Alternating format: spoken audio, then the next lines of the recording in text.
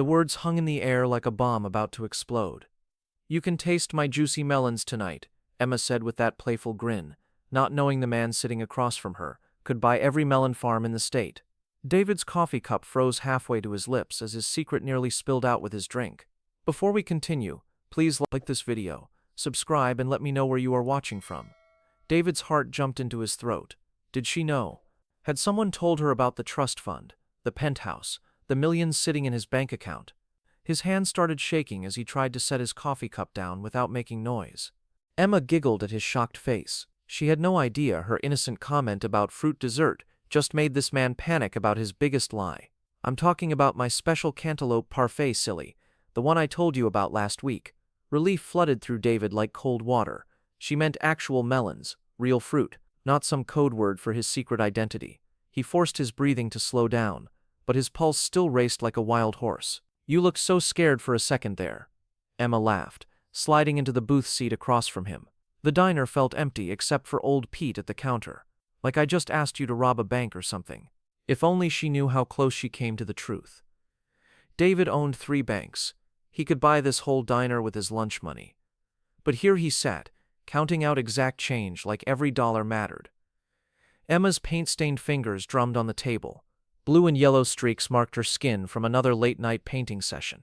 She had no clue that the man she'd been serving cheap pie to for weeks could afford to buy every art gallery in the city. "So what do you say?" she asked, her eyes bright with hope. "Want to try my juicy melon special? I promise it tastes better than it sounds. Just sweet cantaloupe and honeydew with a little honey drizzle." David's mouth went dry. Not from her innocent offer, but from the weight of his lies crushing down on him. 3 months of pretending to be broke. 3 months of letting her slip him extra food because she thought he looked hungry. 3 months of falling for a girl who had no idea she was dating a fraud. He started, then stopped. His voice cracked like a teenage boy asking someone to prom. How could he keep lying to those kind eyes? How could he tell her the truth without losing her forever? Emma reached across the table and touched his hand. Her fingers felt warm against his cold skin. "Hey, you okay? You look like you've seen a ghost or something." David stared into her worried face. She cared about him. The broke guy who ordered cheap pie and walked everywhere because he pretended he couldn't afford a car. But would she care about the real him? The millionaire who had been playing dress-up poor for months? The moment hung between them like a question that could change everything.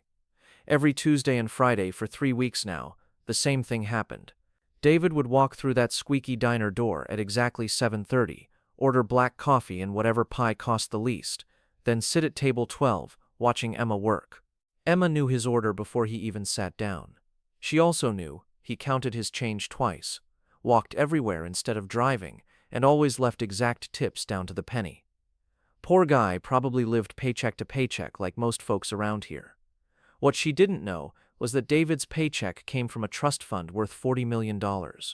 While she worried about his empty wallet, he owned more money than this entire neighborhood would see in their lifetimes. "The usual?" Emma asked, sliding the coffee pot across his table. She always gave him the good cup, the one without chips on the rim. Small kindnesses mattered when someone looked like they needed them. "Thanks," David said, pulling out his worn leather wallet. The wallet was fake poor, bought from a thrift store to match his act. His real wallet, made from Italian leather, sat locked in his penthouse safe. Emma cut him a bigger slice of apple pie than normal. She'd been doing that for weeks, hoping he didn't notice. He looked too thin, like maybe he skipped meals to save money for coffee and pie dates. David noticed everything: the extra food, the way she refilled his cup without asking, how she always smiled at him even when other customers made her frown. He felt sick about lying to someone so good. Inside his jacket pocket, his phone buzzed with stock alerts. His investments made more money in 1 hour than Emma probably earned in a month. Yet here he sat, pretending to count quarters like they mattered. "How's your week been?" Emma asked, wiping down the table next to his. She moved like a dancer, all smooth and graceful. David wondered what she did when she left here every night. "Good," he lied. His week involved board meetings, charity events, and 3 different women trying to date his bank account instead of him. "How about yours?" Emma's face lit up. "Really good, actually. I finished this painting I've been working on for months, sold it to a collector yesterday." She caught herself and looked around nervously. I hope to sell it someday." David's coffee cup stopped halfway to his mouth. Did she just say she sold a painting? But she worked here every day, worried about giving him extra pie, wore the same uniform with small tears in the sleeves. You paint? He asked, trying to sound casual while his brain spun like a washing machine. Maybe she had secrets too. Just a hobby, Emma said quickly. Too quickly. Nothing fancy. I just mess around with colors and stuff. Her cheeks turned pink, the same shade as cotton candy at summer fairs. The truth was Emma's hobby had made her $60,000 in the past 6 months. Her paintings hung in galleries across 3 states. Critics called her work raw emotion on canvas and the voice of a generation. But David didn't need to know that, just like he didn't need to know she could quit this job tomorrow and live comfortably off her art sales for years. She stayed because she loved watching real people live real lives. I'd like to see your work sometime, David said. He meant it. Everything about Emma fascinated him, from her paint-stained fingernails to the way she hummed while she worked. Emma felt her heart do a little flip. Maybe, she said softly, if you want to. They looked at each other across the small space between his table and where she stood. The moment felt heavy with things neither of them could say. David thought about his empty penthouse with its $1,000,000 view.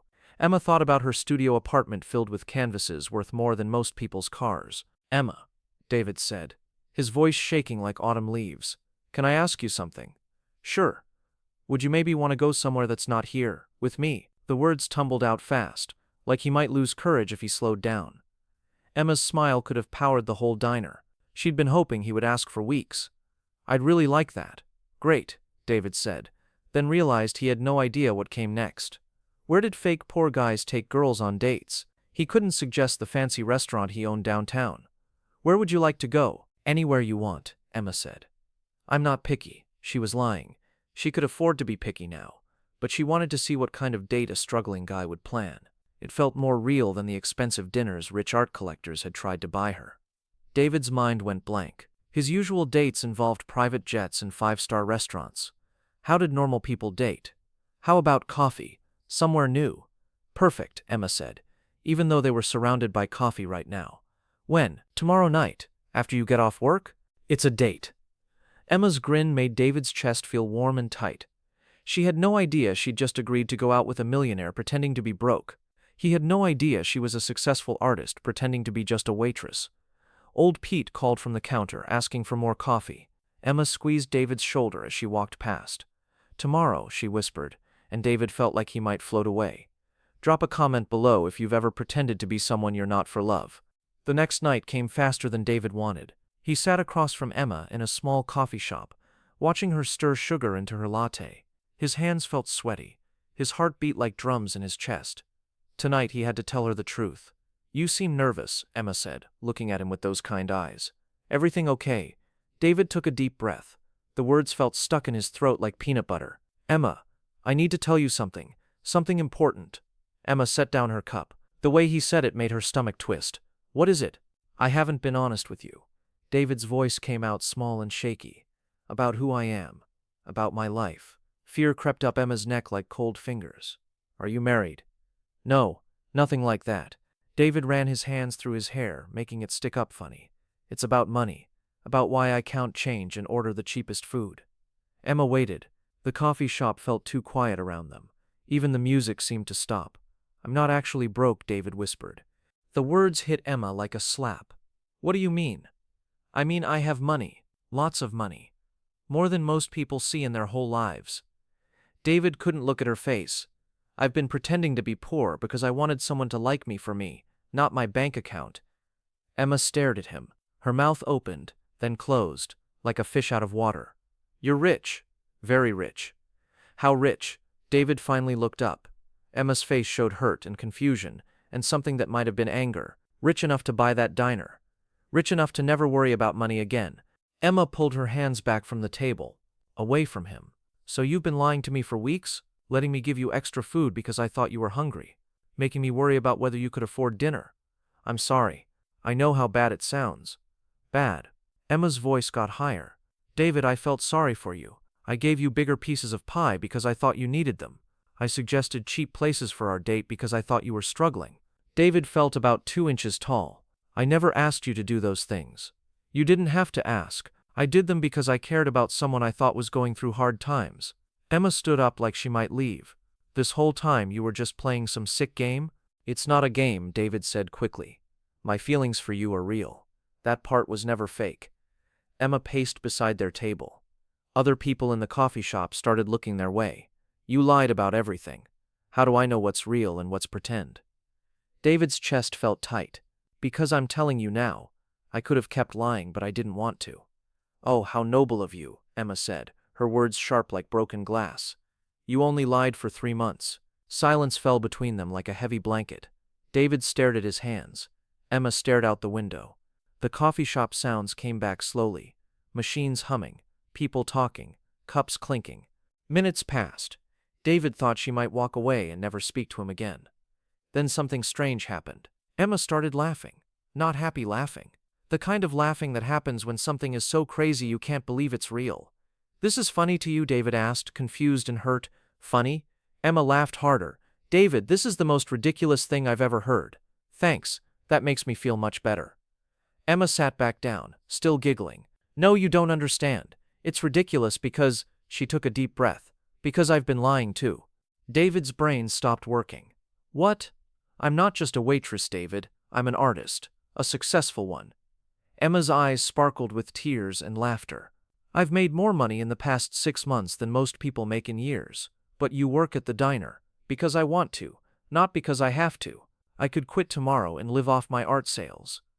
Emma shook her head. I work there because I love meeting real people, because my paintings come from watching real life happen. David felt like the world had flipped upside down. So you've been pretending too. I've been pretending to be just a struggling waitress, because I wanted someone to like me for who I am. Not because I'm some famous artist. Emma's voice got softer. Sound familiar? They stared at each other across the small table. The truth sat between them, like a bridge they'd both been afraid to cross. We're both idiots, David said finally. Complete idiots, Emma agreed. So you're not mad? Emma reached across the table and took his hand. I'm mad that we wasted 3 months lying to each other. But I'm not mad about why we did it. David felt hope bloom in his chest like flowers in spring. Really? Really? I get it, David. I've had people try to date my success instead of me. Rich collectors who thought buying my art meant they could buy me too. Emma squeezed his fingers. I wanted someone to love Emma the person, not Emma the famous painter. And I wanted someone to love David the man, not David the trust fund baby. They looked at each other and started laughing again. But this time, it felt good, like pressure releasing from a balloon. So what happens now? David asked. Emma smiled, the real smile he'd fallen for weeks ago. Now we try being honest for once. Think we can handle that? Might be worth a shot. Good. Emma stood up and moved to his side of the booth. Because I have something else to confess. David's heart jumped. What now? I've been wanting you to kiss me for weeks. The broke version and the rich version. Emma leaned closer. Think the honest version might finally work up the courage? David cupped her face in his hands. Let's find out. Hit that subscribe button if you think these two deserve each other. Their first kiss tasted like coffee and truth and new beginnings. When they broke apart, Emma whispered, much better than pretending. Much better, David agreed, pulling her closer. Outside, rain started falling on the coffee shop windows. Inside, 2 people who had spent months hiding behind lies finally found the courage to be real. The kiss ended, but they stayed close, foreheads touching. Emma could feel David's heart beating fast against her chest. Rain tapped on the windows like tiny fingers. The coffee shop felt like their own private world. That was nice, Emma whispered, her lips still tingling. Really nice. David smiled. The first real smile she'd seen from him. Not the careful one he wore at the diner. Not the nervous one from earlier tonight. This smile reached his eyes and made them sparkle. I can't believe we've been doing this to each other for months, he said, stroking her cheek with his thumb. All those times I wanted to tell you the truth but couldn't find the words. All those times I wanted to invite you to my art shows but thought you couldn't afford the fancy clothes. Emma laughed softly. We really are the worst liars in history. David chuckled. The absolute worst. I've been walking to the diner because I was afraid you'd see my car and ask questions. Do you know how far I live from there? How far? 20 minutes by car. I've been walking for an hour each way, 3 times a week, just to keep up this act. David shook his head. My personal trainer thought I'd gone crazy with all the extra cardio. Emma burst into giggles. You have a personal trainer. Don't laugh. You probably have people who do things for you too. I have someone who stretches my canvases and mixes my paints, Emma admitted, and a gallery manager who handles all my sales so I don't have to deal with the business stuff. See, we're both spoiled rich kids playing dress up. They sat in comfortable quiet for a moment, just looking at each other. Emma traced circles on David's hand with her finger. He watched the way the coffee shop lights made gold streaks in her brown hair. "Can I ask you something?" Emma said. "Anything. What made you start pretending? I mean, when did you decide to be fake poor?" David was quiet for a long time. "You want the real answer?" "The real answer. Her name was Jessica. We dated for 8 months before I found out she'd been taking pictures of my credit cards and telling her friends how much money I spent on her." David's voice got sad. "She never cared about me, just what I could buy her." Emma felt her heart hurt for him. "That's awful. After we broke up, I decided I wanted to know what it felt like to be liked for myself. So I created this whole fake life, thrift store clothes, counting change, walking everywhere." David looked into Emma's eyes. "Then I met you, and you were so kind to someone you thought had nothing." "I was kind because you seemed lonely," Emma said. "Rich or poor, lonely people need friends. What about you? Why did you start hiding who you really are?" Emma's cheeks got pink. "My art got famous really fast. One day I was nobody. The next day everyone wanted to meet the amazing new painter. But they didn't want to know Emma, who likes bad movies and puts too much sugar in her coffee. They wanted to know Emma, the famous artist." "Exactly. They invited me to parties where people talked about my work like I wasn't even there. Men asked me out because dating an artist made them look cultured." Emma made a face. It felt gross. "So you got a job at the diner?" "Best decision I ever made. Working there showed me real people again. People who didn't care about my paintings or my fame. People who just wanted good pie and friendly service." Emma smiled, including one very handsome guy who tipped exactly 15% every time. David laughed. "I calculated 15% down to the penny. I thought that's what normal people did." "Normal people round up, David." "Well, now I know." They kissed again. Slower this time. Sweet and gentle like they had all the time in the world. When they stopped, Emma rested her head on David's shoulder. "So what happens now?" she asked. "Do we go back to pretending, or do we try being real?" "Real," David said without hesitation. "I'm tired of lying, tired of walking an hour to see you, tired of counting change that doesn't matter. I'm tired of hiding my paintings in the back room at work, tired of pretending I can't afford nice things." Emma lifted her head to look at him. "Want to start over? Like really start over?" "Hi," David said, extending his hand like they were meeting for the first time. "I'm David. I'm 32 years old. I own a tech company, and I think you're the most beautiful woman I've ever seen." Emma shook his hand, grinning. "Hi, David. I'm Emma. I'm 29. I paint for a living, and I think you're pretty cute yourself. Would you like to go on a proper date with me, Emma the artist?" "I'd love to," David the tech company owner. "Where did you have in mind?" David's eyes lit up with mischief. "There's this amazing restaurant downtown. They have the best dessert menu in the city. Real fruit dishes, not just pie from a box. Real fruit, like actual juicy melons." "The juiciest melons you've ever tasted," David promised. "Cantaloupe, honeydew, fresh berries with cream, everything you could want." Emma's stomach fluttered with excitement. "That sounds perfect. But I have one condition." "What's that?" "I get to call them whatever silly names I want, and you have to keep a straight face." David pretended to think about it. "Deal. But I get to laugh after you say them." "Deal." They shook hands again, both of them grinning like kids on Christmas morning. The rain outside had stopped. Streetlights reflected on wet pavement like scattered diamonds. "I should probably tell you something else," David said, suddenly looking nervous again. "What now?" "I actually own the restaurant I want to take you to." Emma stared at him for a second, then started laughing so hard she snorted. "Of course you do. Of course you own a restaurant. Is that okay?" "David, I once sold a painting for enough money to buy a small restaurant. I think I can handle dating someone who owns one." Emma wiped tears from her eyes. "Besides, now I know the food will be good." "The best," David promised, pulling her closer. "And Emma, yeah? Thank you. For what?" "For liking me when you thought I was nobody special, for giving me extra pie because you cared, for being the kind of person who makes the world a little bit brighter." David's voice was soft and honest. "I've never met anyone like you." Emma felt her heart swell up like a balloon. "Right back at you, Mr. Fake Poor Guy." They kissed one more time, long and sweet, while the coffee shop closed around them. Outside, The city sparkled with rain and possibility.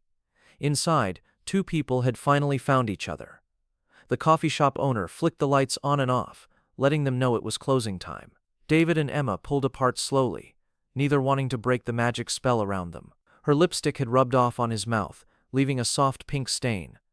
"We should probably go," Emma whispered, but she made no move to stand up. David's arms felt too good around her, safe and warm and honest, for the first time in months. "Probably," David agreed, but he stayed put too. His fingers played with her hair, soft brown strands that caught the coffee shop lights like silk ribbons. "But I don't want this to end." "It doesn't have to end," Emma said, looking up at him. "This is just the beginning, right? The first night we get to be real with each other." David smiled and helped her gather her purse and jacket. They walked hand in hand toward the door, moving slowly like they were walking through honey instead of air. The night felt precious and new. Outside, the first snow of winter had started falling. Big fat flakes drifted down from the dark sky, covering the sidewalk in white powder. Emma stuck out her tongue to catch a snowflake, laughing when it melted instantly. "Snow in November," she said, spinning around with her arms out wide. "That's good luck, you know." "Says who?" David asked, catching her hand and pulling her close again. "Says me. I just decided." Emma grinned up at him. "New rule. Snow means fresh starts and second chances." "I like that rule," David said, brushing snowflakes from her hair. "So tomorrow night, that restaurant you mentioned. What time should I pick you up?" Emma's eyes got bright with excitement. "Pick me up? Like in an actual car? Unless you want to walk 20 minutes in the snow." David laughed. "Though knowing us, we'd probably enjoy it. I want the full experience. Rich guy picking up his girlfriend in a fancy car for dinner at his own restaurant." Emma bounced on her toes like a little kid. "Can I dress up? Like really dress up?" "You can wear whatever makes you happy," David said. "Though I should warn you, the staff might be surprised to see their boss on a date. Will you introduce me as your girlfriend?" The word made David's heart skip beats. "Is that what you are?" Emma thought about it, tilting her head like a curious bird. "We've been pretending to date for months. We might as well make it official." "Emma the artist, will you be my girlfriend?" "David the restaurant owner, I thought you'd never ask." They kissed again, right there on the snowy sidewalk. Cars drove past, their headlights making the falling snow look like magic dust. David tasted coffee and chapstick, and something sweet he couldn't name. "So about tomorrow night," Emma said when they broke apart. "Are you going to let me order from the regular menu, or do I get special girlfriend privileges?" "What kind of special privileges did you have in mind?" Emma's grin turned mischievous. "I want to try every dessert on the menu, and I want to give them all terrible names while I eat them." David groaned, but he was smiling. "You're really going to torture me with fruit puns, aren't you?" "Oh, absolutely. I'm going to order the chocolate cake, and call it your sweet surrender. I'm going to get strawberries and call them berry good kisses." Emma giggled at her own jokes. "And if they have that melon dish, I'm definitely calling it something that makes you blush. You realize I'll have to face my staff the next day, right? They'll think their boss is dating a crazy person. You are dating a crazy person. A crazy person who's crazy about you." Emma stood on her tiptoes and kissed his nose. "Besides, they probably already think you're weird for pretending to be poor." "Nobody at work knows about that," David said quickly. "David, you've been walking to meetings instead of driving your car. You've been bringing bag lunches instead of eating at fancy places. Your assistant probably thinks you lost all your money." Emma laughed. "Tomorrow you're going to show up in your normal clothes, acting like your normal self. They're going to be so confused." David hadn't thought about that. "Maybe I should ease them into it. Or maybe you should just be yourself from now on. The real you. Rich, successful, and totally gone for a waitress who isn't really a waitress." Snow kept falling around them, making everything look clean and new. Emma caught David's hand and spun them both around in a slow circle, like they were dancing to music only they could hear. "I have something to tell you," Emma said, as they stopped spinning. "Another secret? I don't think my heart can take it." "Not a secret. Just a truth." Emma's voice got soft and serious. "I've dated rich guys before, collectors who bought my paintings. But none of them made me feel the way you do. How do I make you feel? Safe. Happy.